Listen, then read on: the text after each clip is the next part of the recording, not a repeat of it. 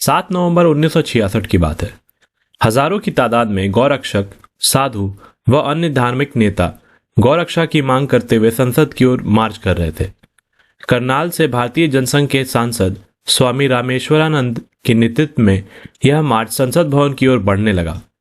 उस समय सुरक्षा बल की कमी थी, इसलिए खतरा देख संसद भवन का मुख्य प्रवेश द्वार बंद कर दिया गया। इससे भीड़ हिंसक हो गई और पार्लियामेंट स्ट्रीट पर मौजूद सरकारी भवनों में तोड़फोड़ मचाने लगी। स्थिति बिगड़ती देख पुलिस ने फायरिंग कर दी, जिसमें 8 साधुओं की मौत हो गई। इस फायरिंग की देश भर में निंदा होने लगी। तब तत्कालीन प्रधानमंत्री इंदिरा गांधी ने वरिष्ठ राजनीतिज्ञ व देश के गृह मंत्री गुलजारी लाल नंदा को पद से हटा दिया। बतौर प्रधानमंत्री इंदिरा गांधी का यह पहला साल था और उनके सामने कई चुनौतियां थी।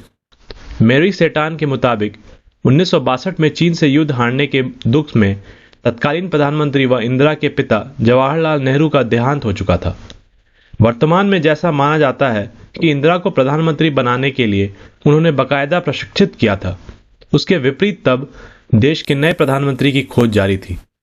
इंदिरा तो इंग्लैंड में शिक्षा ग्रहण कर रहे अपने बेटे राजीव व संजय गांधी के पास रहने के लिए जाने की योजना बना रही थी।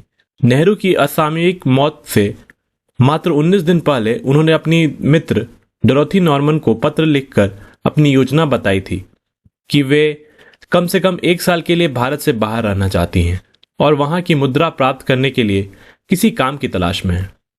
नेहरू ने खुद उनकी परवरिश अपने राजनीतिक जानशीन के रूप में नहीं की थी।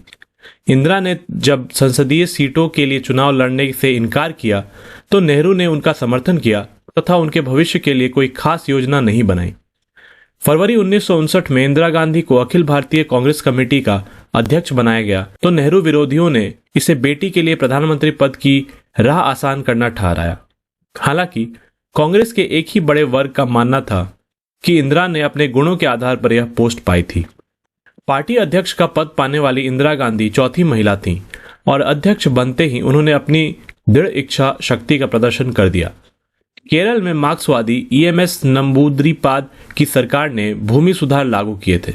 राज्य सरकार ने एजुकेशनल बिल पारित कर लिया था जिससे प्राइवेट स्कूलों को नियंत्रित किया जा सके। इससे समाज का प्रभावशाली वर्ग भड़क गया और उसने नंबूद्रीपाद सरकार को उखाड़ फेंकने का अभियान चला दिया। इंदिरा ने मौके का फायदा उठाया और नंबूद्रीपाद सरकार बदल दी गई। भाषाई तनाव बढ़ते देख उन्होंने महाराष्ट्र व गुजरात को अलग करने की सिफारिश भी की। फरवरी 1960 में उनका अध्यक्षीय कार्यकाल पूरा हो गया। कांग्रेस कार्य समिति ने उनसे दोबारा इस पद पर बने रहने का आग्रह किया, लेकिन इंदिरा ने विनम्रता पूर्वक उसे अस्वीकार करते हुए वरिष्ठ नेता के कामराज को आगे कर दिया। अलबत्ता खुद को पीछे रखते हुए वे अपने पिता व देश के प्रधानमंत्री जवाहरलाल नेहरू की छाया बनी रहीं तथा द्वेष रखने वालों से उनका बचाव करती रहीं। साथ ही उन्होंने इसका भी ध्यान रखा कि यह राजनीतिक गतिविधियां उनके सामाजिक कार्यों तथा अपनी संतानों की परवरिश में रुकावट न बने। मगर नियति कुछ और खेल खेल रही थी। 27 मई 1964 को नेहरू की मौत हो गई, जिसके कुछ घंटों बाद ही सिंडिकेट कहलाने वाले कांग्रेस के वरिष्ठ नेताओं ने लाल बहादुर शास्त्री को देश का नया प्रधानमंत्री चुन लिया। राजनीतिज्ञों के राजनीतिज्ञ के कामराज ने कट्टरपंथी मोरारजी देसाई की जगह शास्त्री को प्राथमिकता दी। इंदिरा गांधी की निकटतम मित्र व सलाहकार पुपुल जयकर के अनुसार प्रधानमंत्री पद की शपथ लेने से पहले शास्त्री ने इंदिरा को बुलाकर प्रधानमंत्री पद ऑफर किया था।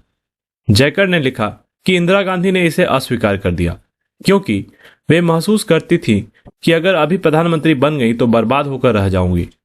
फिर शास्त्री ने इस आग्रह के साथ कि उनके बिना वे एक मजबूत सरकार नहीं बना पाएंगे, उन्हें मंत्री पद ऑफर किया।